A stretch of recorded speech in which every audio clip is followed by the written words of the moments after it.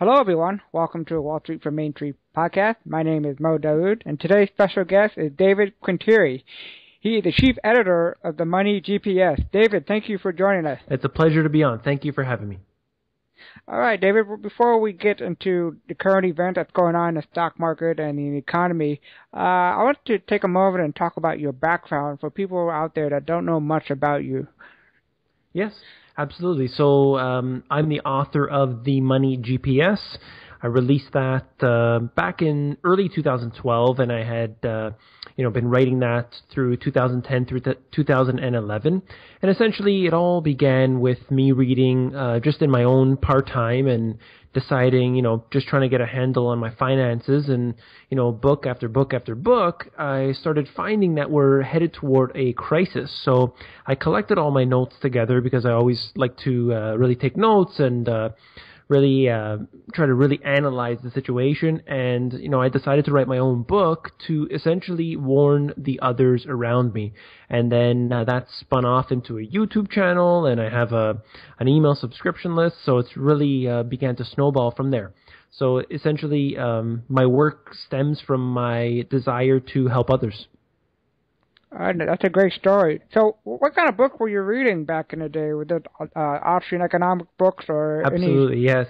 I started with the Austrian economics, and it's, I've read guys like Rothbard and Hayek and all of these, and essentially just found it to be the most sound because, I didn't exclusively read Austrian because you want to get sort of a wide range of opinions because, you can't always just use one resource. You need to get out there and learn from others. But I found that the Austrian school was definitely one that I aligned with the most. And what made you decide to start learning what's going on in the economy and the stock market? Was it anything to do with the 2008 financial crisis? Did that hit you personally, or was it an event? Yeah, absolutely. That was one that really wanted to make me learn even more at that point. So essentially, that was really the final nail in the coffin, we could say, because it just goes to show you how dangerous putting all of your savings into the stock market really can be. Now, I wasn't particularly, that hurt by what happened there just because of, the way I set up my finances, but essentially for a lot of people around me, it did affect them. Okay. So before you had the website and before you wrote the book, what were you doing professionally? Well, basically, this is all self-taught in that regard. So essentially, I wasn't involved in this at all prior to reading the book. So this is sort of my own desire to learn. Okay, great. That's a great story. We have a similar background then. Because after the 2008 financial crisis, I started to go on the internet and figure out why this happened, how this happened, and soon enough, I was introduced to Austrian economic, and that teaching and the theory that they have made more sense to me, and also the Austrian economic is better at predicting what's going to happen to the economy compared to the mainstream central economic that they teach on TV and in school and college and as well. So absolutely. The difference is that the Austrian school is not about a popularity contest, and it's not really there to, let's say, be friendly or anything like this. It's about being truthful. And when you have too much debt, you're going to have a problem eventually. It catches up to you. And although, like I said, it's not very popular to say that there will be a crash, but when there's going to you're going to face that situation, you just have to say it and face the truth.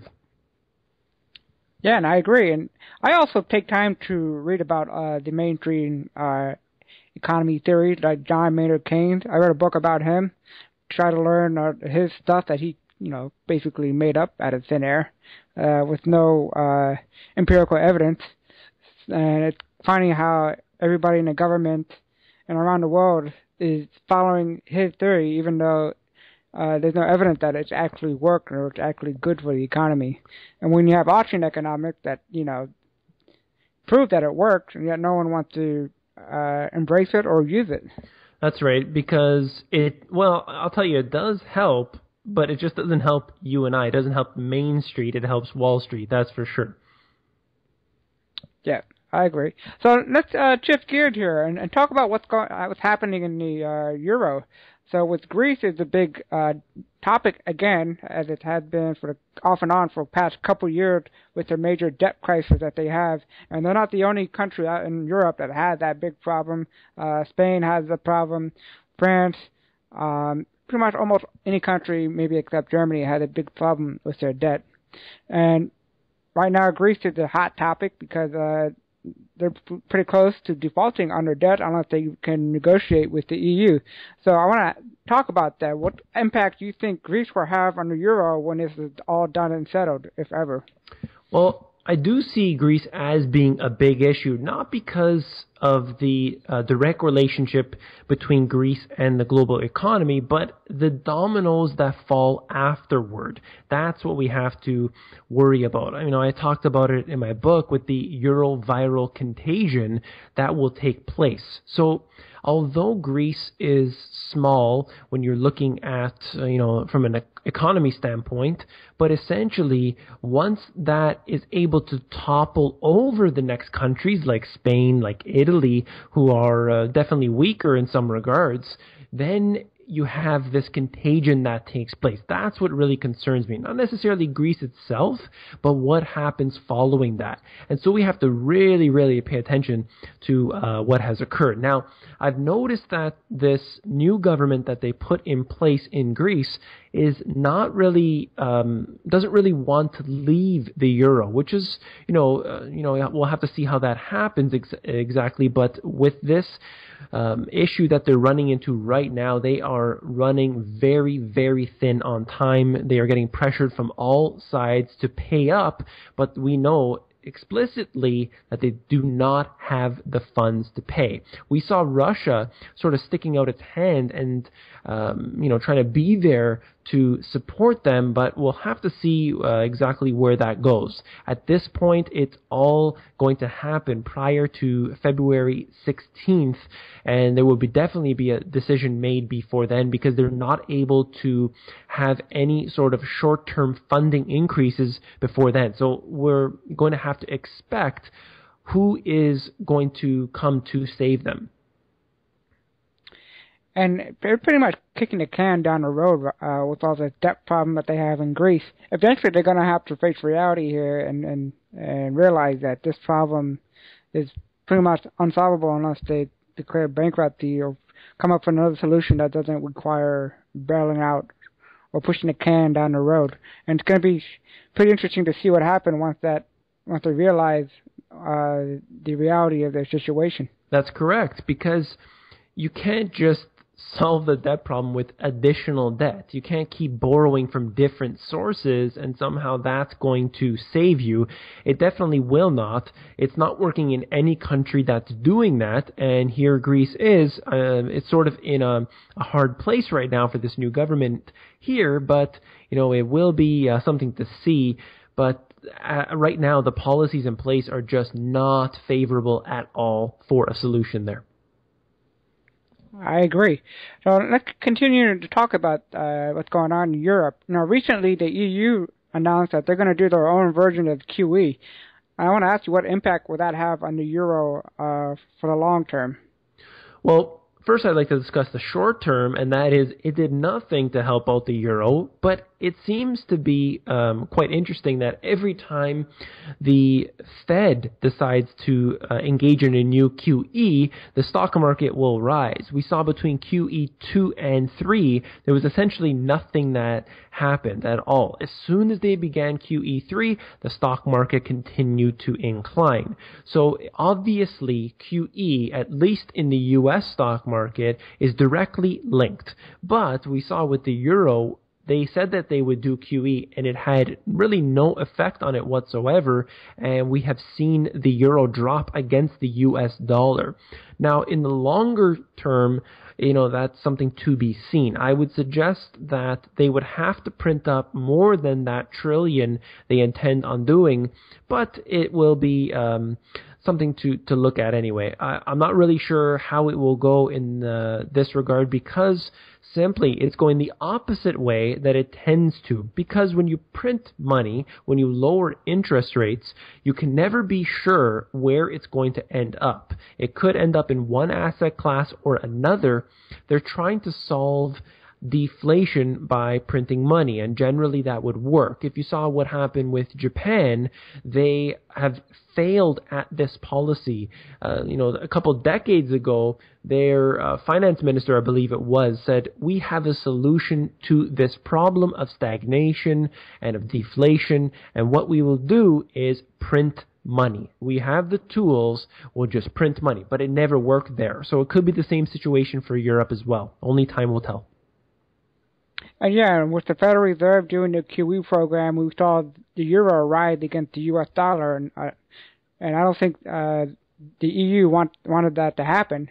So now they come out and do their own version of QE, and now we're seeing the dollar rise against the euro. So we're seeing this ongoing battle of the currency war, where everybody is racing to debase their own currency, and in order to enhance the export market and try to stimulate the economy. And like you said, it's going to be interesting to see where all this money printed goes into what asset class in Europe. Would it be real estate? Would it be the stock market? Or would it be some other asset in Europe? So it's going to be interesting to see. I agree, and we could be sure of one thing: it's not going to go into the pockets of you and I. It's going to end up in those of the elite class. And that's the unfortunate thing, that no one looking out for the middle class. People seem to think that the politician and government cares about the middle class, but they seem to act like they do, but in reality they don't. They only care about staying in power and making sure the elite is happy, because they're the one that's keeping them in that position. That's correct. We've seen historically, you can look back at most governments around the world. Some governments have been better than others, and you see the policies that they've put in place. Some of them are, had some very beneficial regulations put in place, or perhaps regulations taken away and safeguards there to protect the people. But overall, we've seen a decline in the middle class in most places, and that's a very sad thing for the future. And that's what's so scary about all this, is because we had a currency war before, but not of this magnitude, I don't believe. Look at the U.S. They have 0% interest. Their debt is over $15 trillion. The budget deficit, it keeps growing, despite what they say, that their budget deficit shrinks. But I don't believe those numbers, because, they're spending outrageous amount of money overseas with the war going on in Syria and Iraq, so they're back in there. So that's what's scary about this, that this never happened before, and the end game, it's something hopefully will never happen, but the whole thing just might have a scary outcome. Well, we know that they will always have the solution ready for us, and they are essentially categorically defining every single thing that goes on, and they do so before it actually happens. I believe that this market is totally contrived. There is no sense of realism left. You cannot really look at the stock charts and believe otherwise. If we look at some of these charts some days, and they act so erratically, oftentimes erasing losses right in the final few seconds, going up, and you know that this is there as the plunge protection team to save face on this economy, and they continue to do it. They're doing so legally. The information comes out publicly, and yet the mainstream media will not cover it. It's pretty sad, but that's why the mainstream media is losing ground on the alternative news. And I agree with there. Now, do you believe the other central bank will have to print money in reaction to what the European Union is doing with their own version of QE?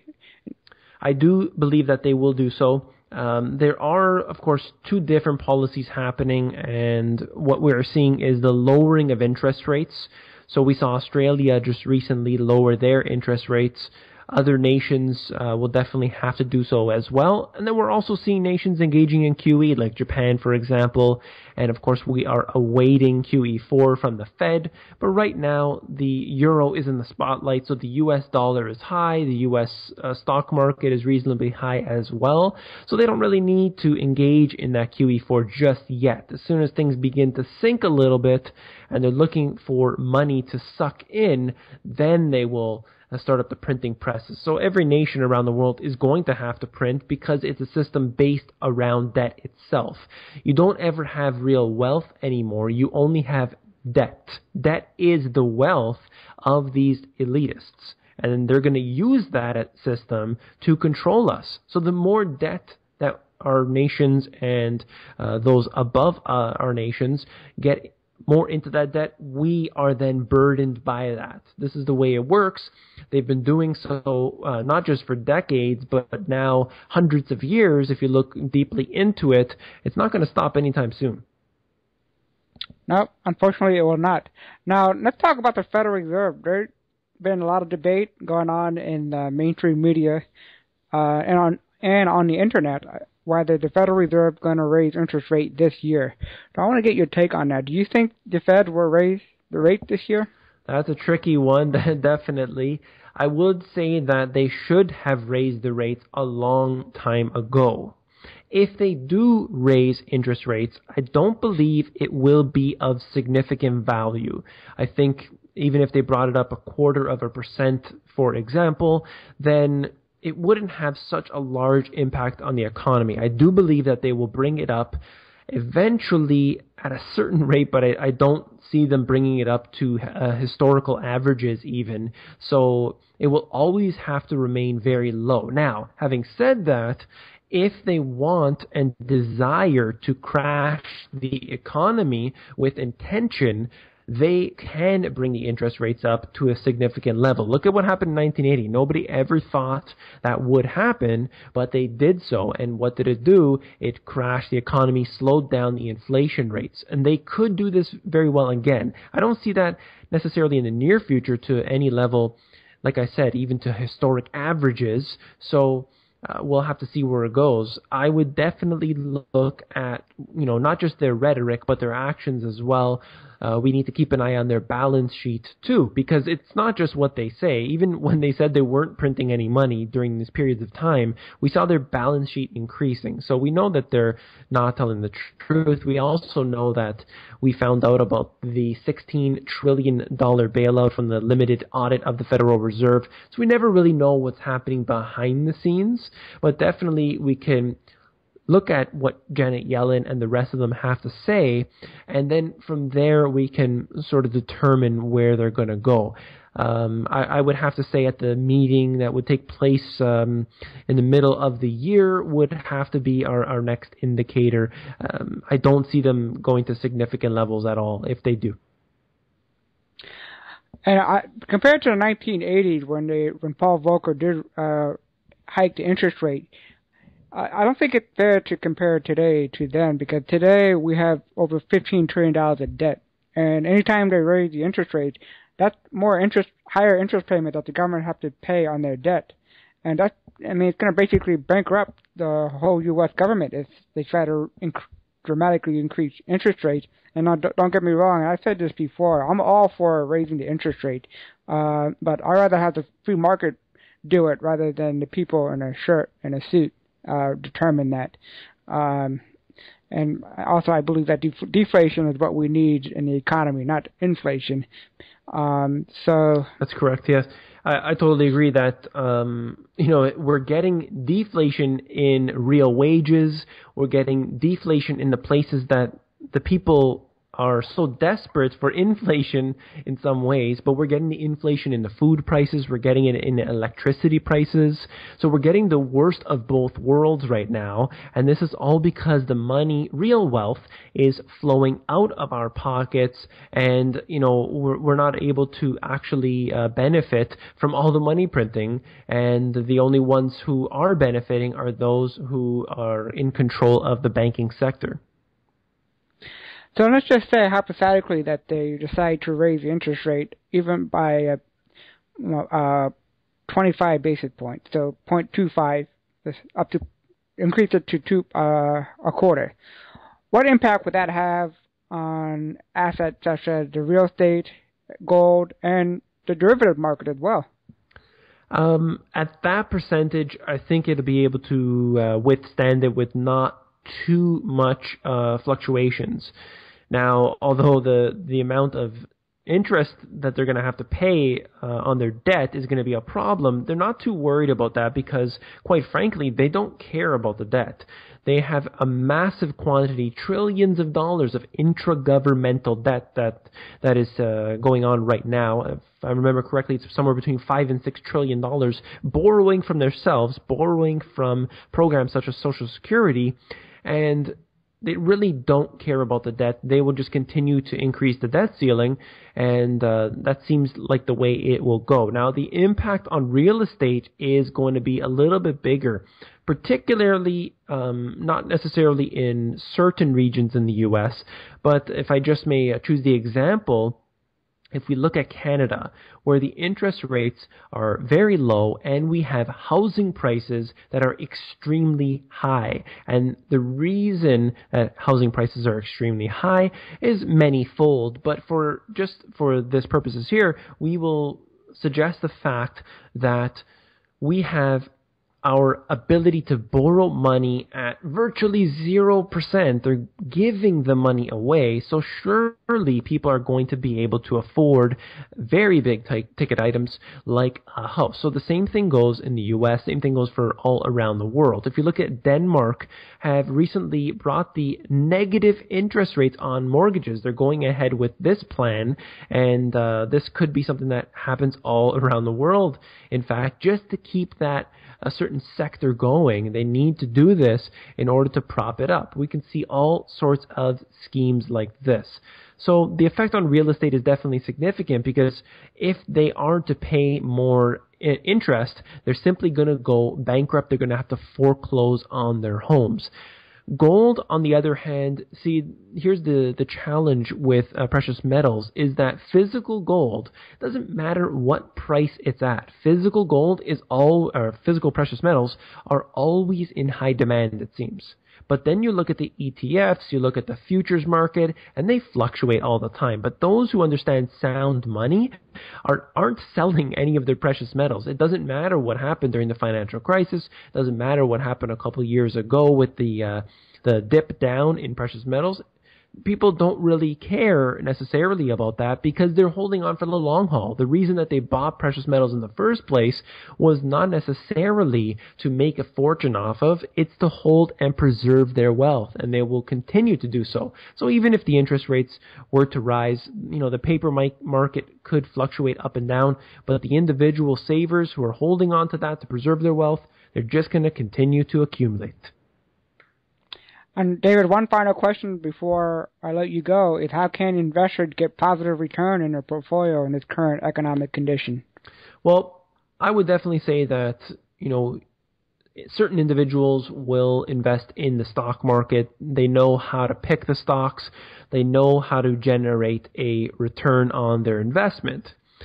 Now, although real estate is high, depending on the sector or the area that you are purchasing or looking into, perhaps around where you live, real estate could be a good investment, not for the appreciation of the home, but the fact that it offers you 4 ways to make money.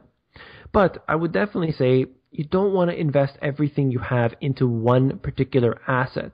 What I specialize in, what I have in the Money GPS, I call the Money GPS strategy. And essentially what the strategy is not to make money per se, but it is to preserve your wealth and essentially to not have to have all kinds of income coming in to pay off the really high rate of expenses. If you have a home and you're able to afford it now, perhaps if they increase property taxes to, really extreme highs, you may not be able to afford that home. So there are challenges that could arise from this, and that's why I use the Money GPS strategy. And just to give a very brief outline here, I know we're short on time, it is essentially you take what people have their retirement accounts or their stock portfolios. And instead of these things, which I consider very high risk assets, if you want to call them that, I prefer solar panels to provide my own energy. I like gardens and greenhouses to provide food for myself, for my family, and then your own source of water, whether that's a nearby spring around the area, whether that's a rain catch system for to water your garden, or a well that's in your own property. And these are things that will reduce the amount of expenses you pay today so that you don't need to earn more money, so that you don't need to have the income, so that we are prepared far beyond any of the other assets. Now, that's essentially the Money GPS strategy. What I would suggest to everyone is to hold as many of the real assets as possible. I don't believe that everyone should put 100% of their money into precious metals. Although I do believe in precious metals, we should have a small amount of them and diversify outward. You want small denominations of that. I do believe that, at least nominally, we could see the price increase over the next period of time, but it will fluctuate along the way, and people have to be prepared for that. So if you hold a little bit of that. Now, real estate, a lot of people, they simply will say to me in my consultations with them, look, David, I can't afford all of this real estate. The housing prices are, $1 million, let's say. Well, look into things that are smaller. We need to invest in things like, for example, a storage locker. What about a parking spot in a nice area? These are smaller investments that you can make, that you can profit on today. So these are other things you need to look at. And right now, I just see paper as a whole being very risky, although there are certain cases where it could be a decent asset to hold, particularly with dividends. So that's another thing that you can look into on your own. And we're essentially holding for the long haul. The Money GPS formula, as I like to call it, is essentially earning more money than your expenses, so we can reduce the expenses as far down as we can using the strategy, and then the formula is the other side of that. So that's all I would definitely say on this topic. Okay, great. David, well, thank you for coming on for a podcast. If people want to find out more about what you do, where can they go? Well, one of the places they can go is themoneygps.com. They can also see me on YouTube. I have a YouTube channel over here with, we're looking at about 16,000 subscribers now. And, I post virtually every single day a new video covering not just the daily news, but also deep detail for people to learn. Expanding that on there, and you can learn more about my information from the YouTube channel. So you just look up The Money GPS on YouTube, and you'll get me there. I hope to see many of your subscribers on there. We can collect together and really expand our knowledge. Great. Well, David, thank you for coming on, and hope you can come back on again soon. Absolutely, anytime. Thank you very much.